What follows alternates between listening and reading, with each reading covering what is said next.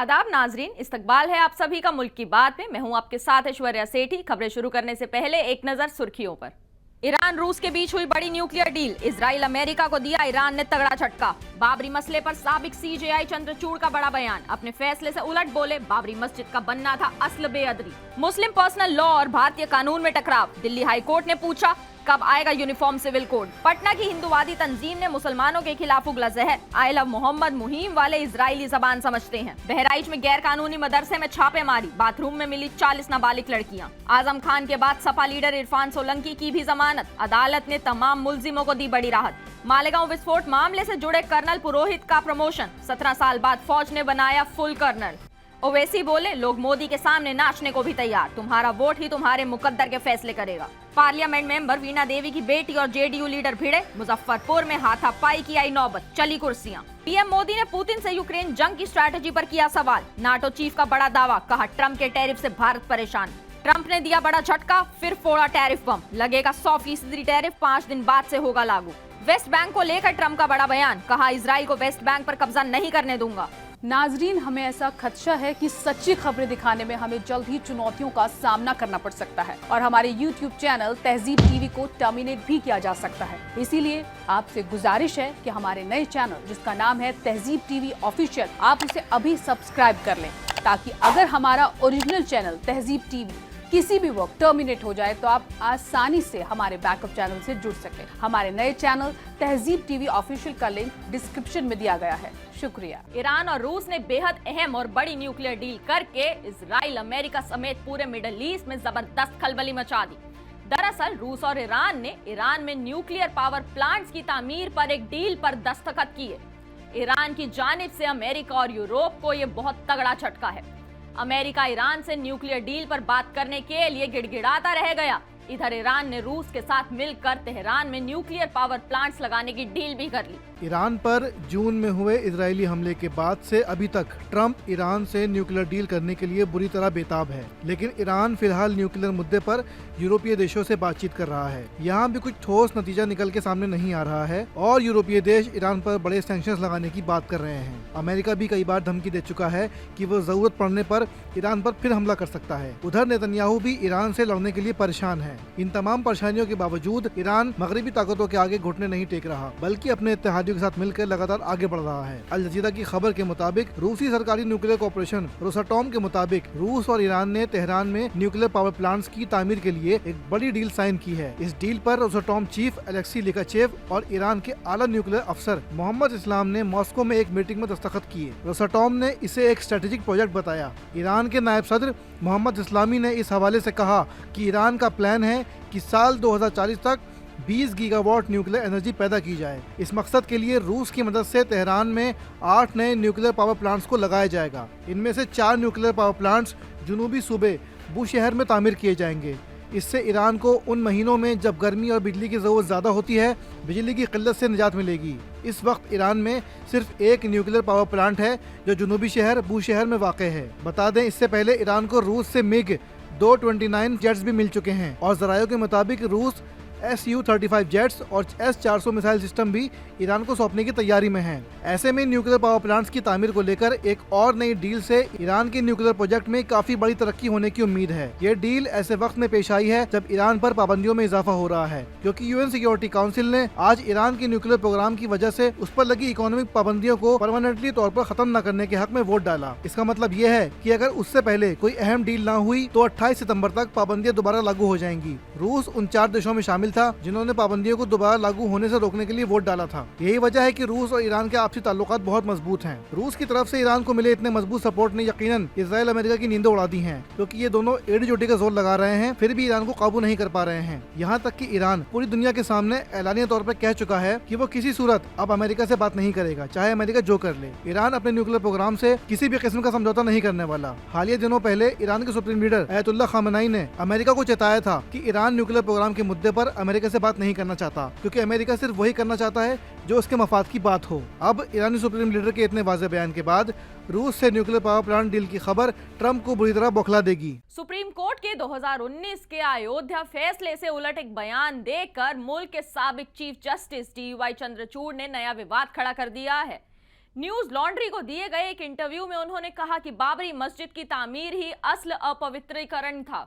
बता दें कि चंद्रचूड़ सुप्रीम कोर्ट की उस 5 रुकनी बेंच का हिस्सा थे जिसने नवंबर 2019 में अयोध्या के मुतनाज़ा मकाम पर राम मंदिर की तामीर का रास्ता साफ किया था। इस बेंच की सरबराही उस वक्त के सीजीआई रंजन गोगोई ने की थी, मगर उस फैसले में बेंच ने साफ कहा था कि एएसआई की रिपोर्ट के मुताबिक मस्जिद के नीचे किसी ढांचे के मौजूद होने का सबूत तो है, लेकिन ये साबित करने वाला कोई ठोस सबूत नहीं है कि उसे गिराकर बाबरी मस्जिद बनाई गई थी। साथ ही उस संरचना और मस्जिद की तामीर के दरमियान सदियों का फासला भी था। लेकिन अब न्यूज लॉन्ड्री को दिए गए इंटरव्यू में चंद्रचूड़ ने कहा, एएसआई खुदाई से सबूत मिले थे, इन सबूतों की कानूनी हैसियत एक अलग मसला है, मगर मैं सिर्फ इतना कहना चाहता हूं कि हमारे पास एएसआई की रिपोर्ट की सूरत में सबूत मौजूद हैं। ये मुतनाज़ा बयान उस वक्त आया जब सीनियर सहाफी श्रीनिवासन जैन ने उनसे सवाल किया। दार्शनिक तर्क ये है कि मस्जिद के अंदर वाले आंगन पर इख्तिलाफ इसलिए उठा क्योंकि हिंदुओं ने गैर कानूनी अमल जैसे बेअदबी और उपद्रव किए, जबकि मुसलमानों ने बाहरी आंगन में ऐसा कुछ नहीं किया और उन्होंने कोई मुखालिफत भी नहीं की, तो इसे उनके खिलाफ ठहराने की बुनियाद बना दिया गया। यानी मुसलमानों ने लड़ाई की जब हिंदुओं ने की। इस फैसले को पढ़ने का एक क्रिटिकल तरीका माना जाता है। इस पर चंद्रचूड़ ने जवाब दिया, जब आप कहते हैं कि हिंदुओं ने अंदर वाले आंगन को बेअदब किया, तो उस असल बेअदबी के अमल का क्या? मस्जिद की तामीर ही असल बेअदबी थी। क्या आप ये सब भूल जाते हैं? क्या हम तारीख को भुला दें? दिल्ली हाई कोर्ट में एक मामले में सुनवाई के दौरान यूनिफॉर्म सिविल कोड लागू करने का जिक्र किया गया। दिल्ली हाई कोर्ट ने इस बात पर जोर दिया है कि क्या अब वक्त नहीं आ गया है कि भारत में यूनिफॉर्म सिविल कोड लागू किया जाए।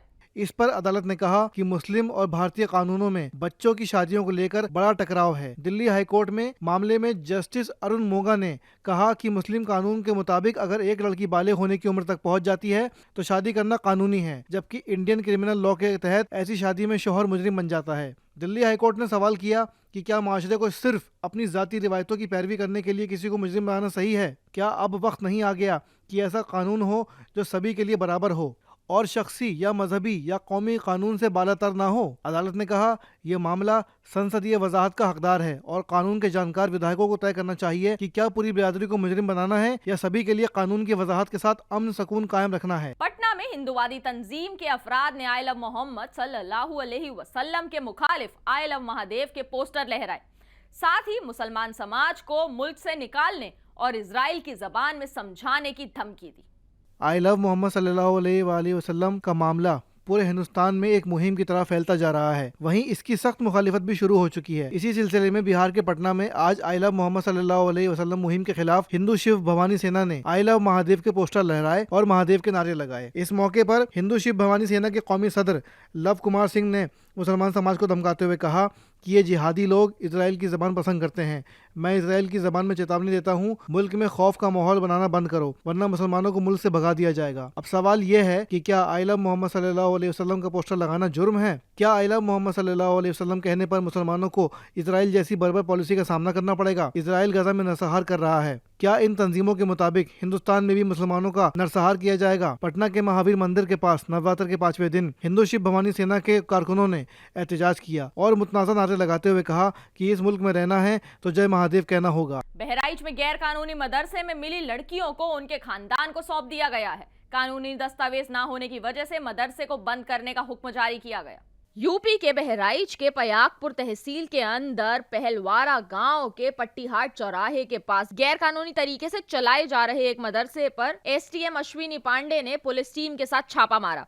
एसडीएम जब मदरसे के पास पहुंचे तो मदरसे के ऑपरेटर ने गेट खोलने से इनकार कर दिया। इसके बाद एसडीएम ने पयागपुर थाने से पुलिस फोर्स को बुलाया और मदरसे में दाखिल होकर जांच की, जिसमें नाबालिग 40 तालिबा बाथरूम में छुपी हुई पाई गई।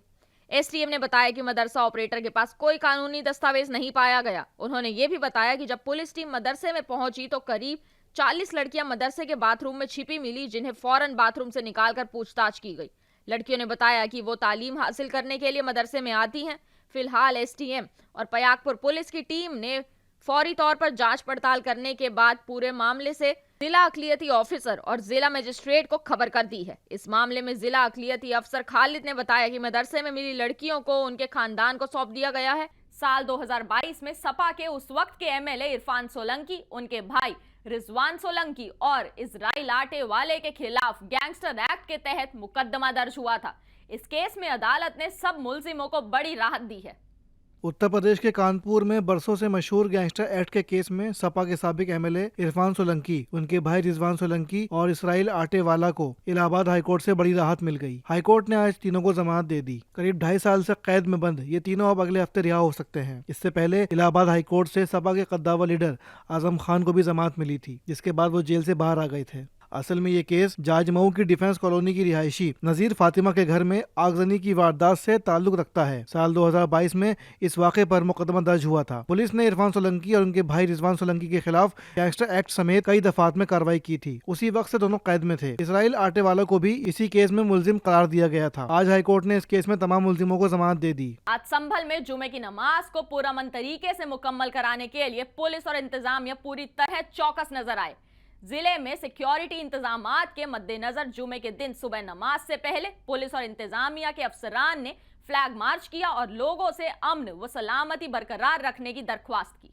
दीगर जिलों में हाल ही में चली आई लव मोहम्मद सल्लल्लाहु अलैहि वसल्लम मुहिम को देखते हुए संभल में भी इंतजामिया खास एहतियात बरतता नजर आया। सुबह से ही अहम रास्तों, बाजारों और हसास इलाकों में पुलिस नफरी तैनात की गई। एसएसपी और सीओ की क़यादत में पुलिस नफरी ने शहर के मुख्तलिफ इलाकों में फ्लैग मार्च किया। इस दौरान अफसरान ने लोगों से अफवाहों पर ध्यान न देने और अमन व अमान और भाईचारे को बरकरार रखने की अपील की। संदेश ये देना चाहते हैं कि जो भी संभल के हमारे निवासी हैं वो लोग सुरक्षित हैं और अपनी जो दैनिक उनकी दिनचर्या है उसका वो पालन करें। जो भी उनके क्रियाकलाप हैं, आज कुछ लोगों को नमाज़ पढ़नी है, कुछ लोगों को व्यवसाय करना है, कुछ की दुकानें खुली हुई हैं। जो भी आपकी दैनिक दिनचर्या है वो अपना पालन करें और बाकी हम लोग जो है समाज की और सेवा में तत्पर हैं। मालेगांव विस्फोट केस में बरी हुए लेफ्टिनेंट कर्नल प्रसाद श्रीकांत पुरोहित की तरक्की हो गई है। अब उन्हें कर्नल बना दिया गया है। 31 जुलाई को खास एनआईए अदालत ने 2008 के मालेगांव ब्लास्ट केस में कर्नल प्रसाद श्रीकांत पुरोहित समेत 7 मुलजिमों को बरी कर दिया था। बताया जाता है कि 29 सितंबर 2008 को महाराष्ट्र के नासिक जिले के मालेगांव में रमजान के महीने में एक सख्त धमाका हुआ था। इस धमाके में 6 अफराद की मौत हो गई थी, जबकि 100 से ज्यादा लोग जख्मी हुए थे। नवंबर 2008 में लेफ्टिनेंट कर्नल प्रसाद पुरोहित को एटीएस ने धमाके की साजिश में शामिल होने के इल्जामात पर गिरफ्तार किया था। 17 साल तक मुकदमा चलने के बाद 31 जुलाई को खास एनआईए अदालत ने कर्नल प्रसाद पुरोहित को बरी कर दिया। खास एनआईए जज ए.के. लाहौटी ने कहा था कि मुलजिमान को मुजरिम साबित करने के लिए काबिल एतमाद सबूत पेश नहीं किए जा सके। अदालत ने कहा कि प्रोसिक्यूशन अपने केस को शक व शुबहात से ऊपर साबित करने में नाकाम रहा। सुप्रीम कोर्ट ने इंडियन मुजाहिदीन के एक मुबैयाना रुकन की फांसी पर रोक लगा दी, जिसे 2013 के दिलसुख नगर बम धमाकों के सिलसिले में मौत की सजा सुनाई गई थी। इन धमाकों में 18 लोगों की मौत हुई और 131 घायल हुए थे। मुलजिम असदुल्ला अख्तर की तरफ से दी गई दरख्वास्त पर समाअत हुई। सुप्रीम कोर्ट की बेंच ने कहा, दरख्वास्त करदा की मौत की सज़ा पर रोक रहेगी। हैदराबाद के भीड़भाड़ वाले दिलसुख नगर में 21 फरवरी 2013 को 2 जोरदार धमाके हुए थे।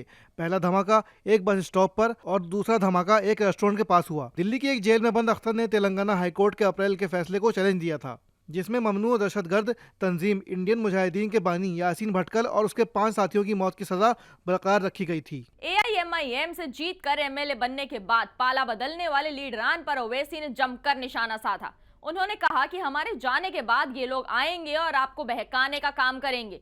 याद रखो, तुम्हारा वोट ही तुम्हारे मुकद्दर के फैसले करेगा।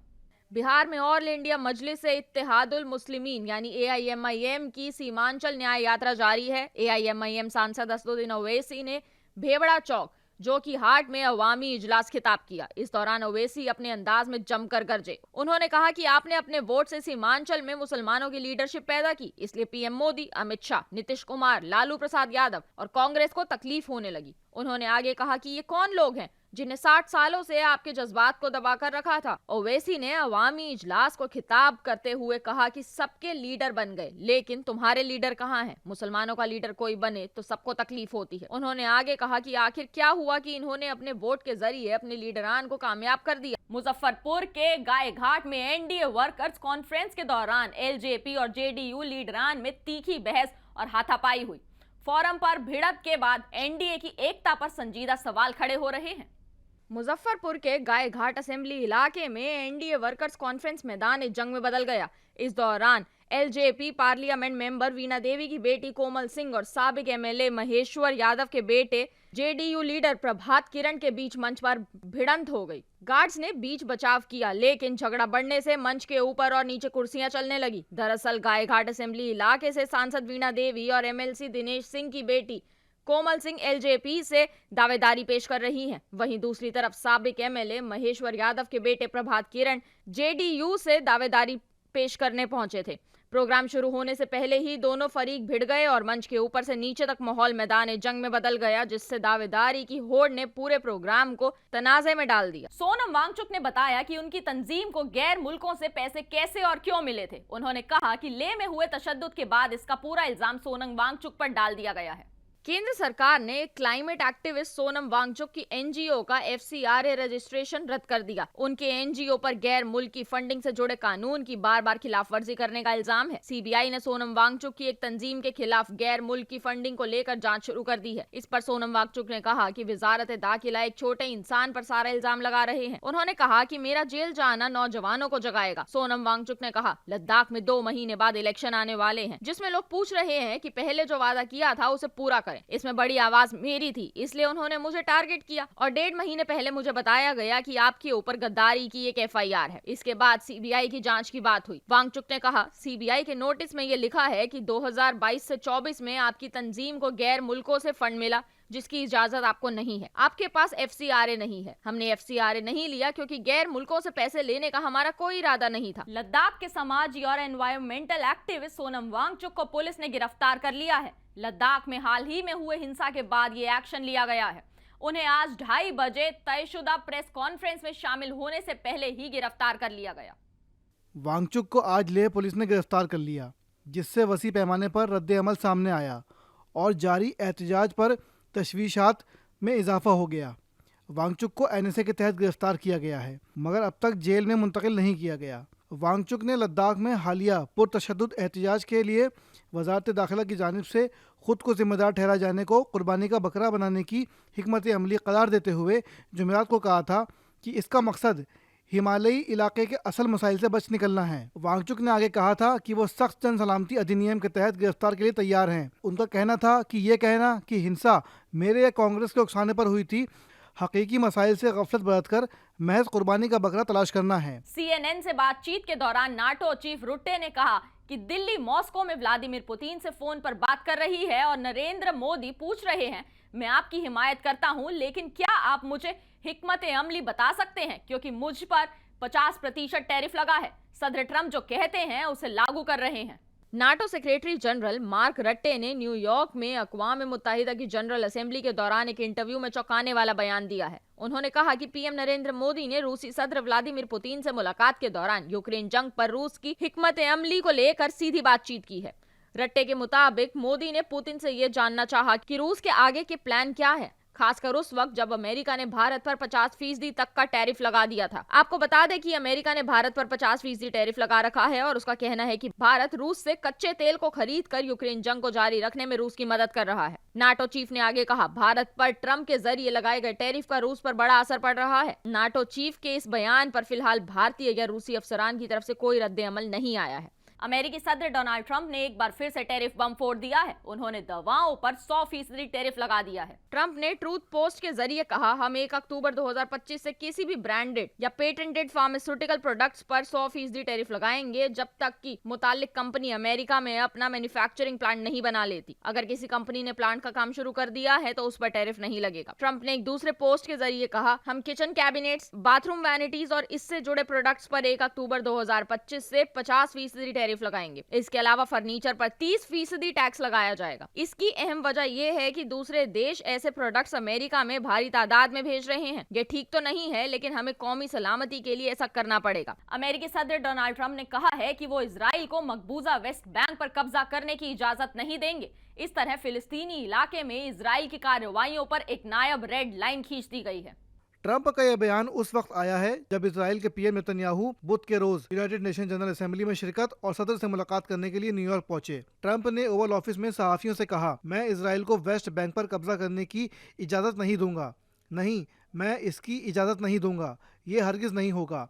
बहुत हो चुका, अब इसे रोकने का वक्त है। इजराइल और दीगर जगहों पर इस बात पर कयास लगाए जा रहे हैं कि नेतन्याहू इस हफ्ते की शुरुआत में ब्रिटेन, ऑस्ट्रेलिया, फ्रांस, कनाडा और पुर्तगाल की तरफ से फिलिस्तीन को बतौर रियासत मान्यता दिए जाने पर किस तरह का जवाबी इकदाम करेगा। यरूशलेम के हुक्काम का कहना है कि नेतन्याहू जो भी करेगा उसकी मंजूरी पहले ट्रंप से ली जाएगी। माहिरीन के मुताबिक इम्कानात में शामिल है वेस्ट बैंक का मुकम्मल विलय, या फिर जॉर्डन की सरहद से लगे छोटे हिस्से का इनकलाब, या पूर्वी यरूशलेम में ब्रिटिश, फ्रांसीसी और दीगर कौंसलेट की बंदिश। नाजरीन, मुल्क की बात में आज के लिए बस इतना ही। मुझे दीजिए इजाजत। आदाब।